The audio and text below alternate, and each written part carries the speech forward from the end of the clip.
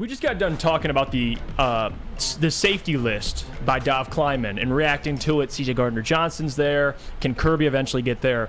What about the best secondaries in the NFL? And if you could throw that graphic up, these are the top secondaries in the NFL, and this was according to the 33rd team, which has a lot of great content, by the way. Go check that out. They ranked the top 7 secondaries in the NFL, and it's not about reacting to this list.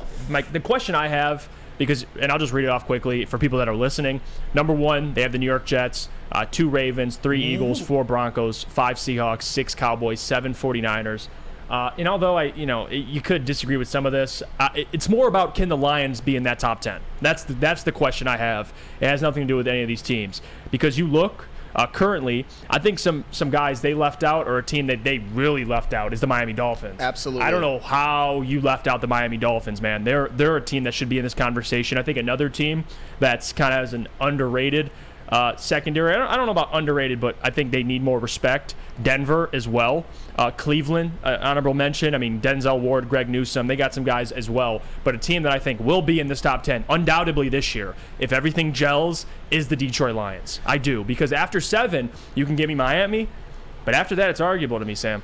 And I'll tell you what, when you look at these lists, I'm just going to go through, make my point very, very quickly. You look at all of these teams, there's not a lot of what I would call juggernaut secondaries. I mean, you even look at the number 1. I think they're only number 1, the New York Jets, is because of Sauce Gardner. I would take the Lions safeties over the Jets safeties any day of the week. I would take guys like Kirby Joseph, Tracy Walker, C.J. Gardner-Johnson over Jordan Whitehead and Adrian Amos any day of the week. You look at the Ravens. I mean, the Ravens, I think they're a better secondary than the Lions right now. They belong nowhere at the number 2 spot. Yeah, Ravens is wait a minute. Okay. I'm not blaming you. They got torched by Tua in the 4th quarter last year. But I know a lot of people don't like him, but Kyle Hamilton balled out last year. Nice. That is facts.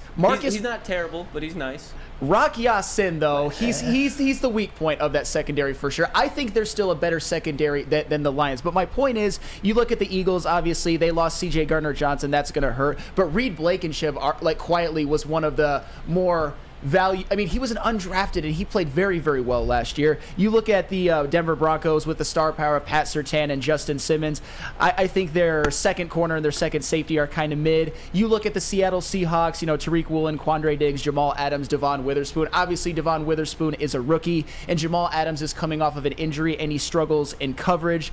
My point is that the Detroit Lions can absolutely be a top 10 secondary this year. And that's the thing. When it's said to you on surface, it sounds to me like, oh, that's crazy. But when you work backwards, they absolutely 100% can. I already said that I would take their safeties over the Jets safeties, and they're ranked number 1. You look at Cam Sutton, who had a career year last year. He allowed a passer rating of less than 70, which is elite, and he did it over a full season in the season where he was expected to carry the most weight. Emmanuel Mosley's a bit of a question mark because of his injuries, but if he can play a full season and play a full season anywhere near what he did in the 5 games last year, you have yourself a damn good cornerback duo. And we already talk about guys like Kirby Joseph and C.J. Gardner-Johnson. I've been on record saying that I think that they combined for 10 interceptions this year. I don't know who's all going to get them, but it's absolutely possible. Tracy Walker coming back, more of a box safety, as Lucas always says. But just looking at the list, I think the Dolphins are definitively better. Jalen Ramsey, Howard, Deshaun Elliott, Javon Holland, your guy Lucas, and they got Cam Smith in the draft. That's absolutely true. And you know how you know how I feel about those damn Cowboys in the secondary. I respect the hell out of Stephon Gilmore. He won a Defensive Player of the Year as a corner, and he's still very, very good.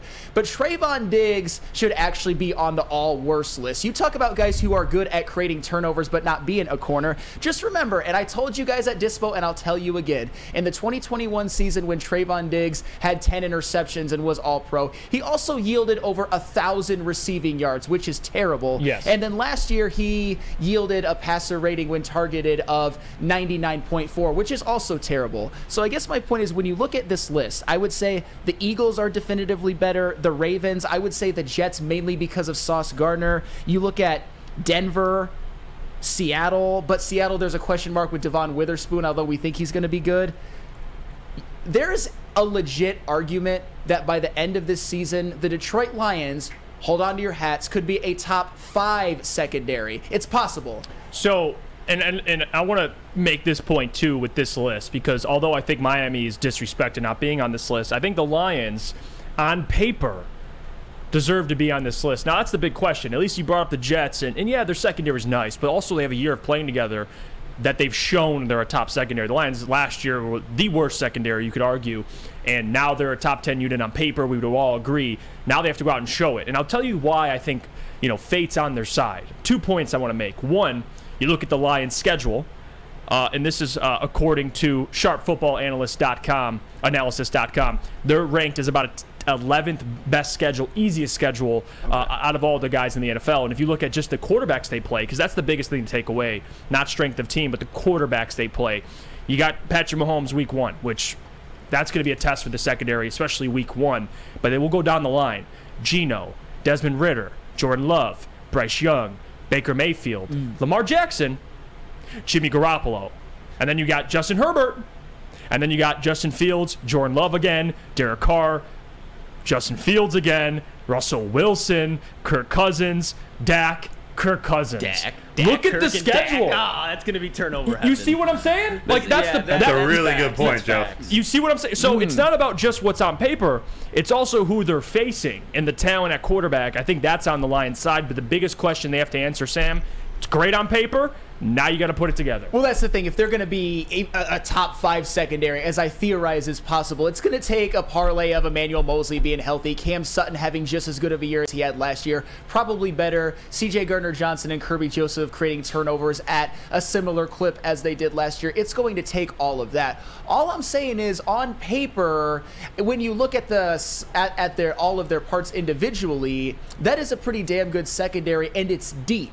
I didn't even mention Brian Branch. I barely glossed over Tracy Walker, and you could even include Jerry Jacobs, who as a cornerback 3, I would take any day of the week. I don't know if I necessarily want him starting, but as your third corner, you basically have 7 starters in your secondary. Would you agree with that? I do. And again, you look at the quarterbacks they play, the talent the Lions have on paper, and I have a lot of faith in Aaron Glenn. If there's a guy you can ask questions to about a secondary, it's Aaron Glenn. Yes. They will be a top 10 secondary in the NFL. I believe that. Now, health matters, but you can't deny the talent on paper. A lot of guys we don't know much about, Brian Branch, for example, love him. We don't know, but I think he'll turn out to be the guy we all think he will be. But I'm telling you right now, the Lions, they do have a top 10 secondary, and you got to give credit to Brad Holmes to even have this conversation a year after giving up the most yards in the NFL with your secondary. That's all that needs to be said. Well, even if they're 13, the jump from last season to this season, that's impressive. Absolutely. Like, we can talk about top 10, but even if they're in this discussion is the biggest thing to take away, Sam. The biggest thing. Lucas, I'm actually curious to get your opinion on this. When I was looking at this list of the top secondaries, first of all, it's a crime against humanity that the Miami Dolphins aren't on it. I think we would all agree with that. When you work backwards, are there really too many just dominant secondaries in the NFL right now? No, and I think the ones that are and have the potential to be dominant, they didn't even list them up there. Like, the Jets are very good, but dominant secondary, I don't think so, because outside of Sauce, who's an elite corner, DJ Reed's a very good corner, but their safety help isn't up there, so I don't put them up there. The Ravens, let me just get this graphic real quick so we can go through it piece by piece with it. But the Ravens belong nowhere at the number 2 spot because they're losing Marcus Peters. The Eagles secondary, they have Darius Slay and James Bradbury. I agree with you, but they have no safety help. Broncos, I'll put them up there. Seahawks, I think, have the potential to be a lockdown dominant secondary, and I think it's the Seahawks and the Dolphins really at this point in the NFL, because the 49ers have Hufanga and Tre'Davious Ward, but Tre'Davious Ward isn't some like upper echelon top tier corner. So like you said, it's so easy. I already had the Lions slated to be a top 10 secondary regardless, especially everything Jeff just said with the quarterbacks is the main reason why, and the talent that we have. And if we talk about injuries through the NFL, the Lions have a solid to very good player in every role that you could need. If Cam Sutton goes down, Emmanuel Mosley, Jerry Jacobs. If C.J. Gardner-Johnson goes down, you got Brian Branch, Tracy Walker, Kirby Joseph, all to fill it in. This team is going to be perfectly fine, and that's exactly why I think the Lions are a legit contender for the next couple of years, because they were built organically, not just through free agency, where if you do it through free agency, you're good, but then when you hit an injury wall, you're fucked. And I don't think the Lions are ever going to run into that issue. And also, people chiming in now, getting some thoughts in on this as well. Big Show Pick says Dallas deserves to be 2 or 3. No way. And Jack says Broncos are too high. No. Ryan's reaction says Sauce does kind of get them up there by himself. Well, DJ Reed is a really good corner, too. DJ Reed He is a really good corner, man. Cornerback in this league. He was probably the most underrated corner in the league this year. He allowed a lower passer rating than Sauce. Herb Nash says the D front will make the secondary. And again, guys, this isn't, and I'll read another one here. Paul Thomas, biggest concern I have on our defense is Aaron Glenn, which I understand that if they didn't show what they showed last season with less talent. Like I said, I'm going to keep repeating this. Second half of the season, since week 8, they were one of the best, at least points per game. They were up there with the Jets and the 49ers. I think it was like 18 points per game. Jets were at 17. 49ers were like 17 as well. Now, the Panthers game, you took a big step back, but I'm talking big sample size here.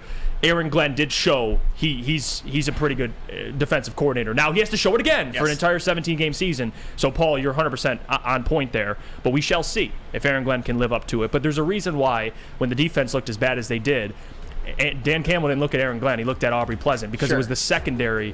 A lot of those guys, again, they broke the rookie record. And I think that was in Lions history or NFL history, the most sacks combined by rookies. It was like 20 and a half sacks. So we'll see if that development keeps up. But if it does, this secondary, it'll be a top 10 unit.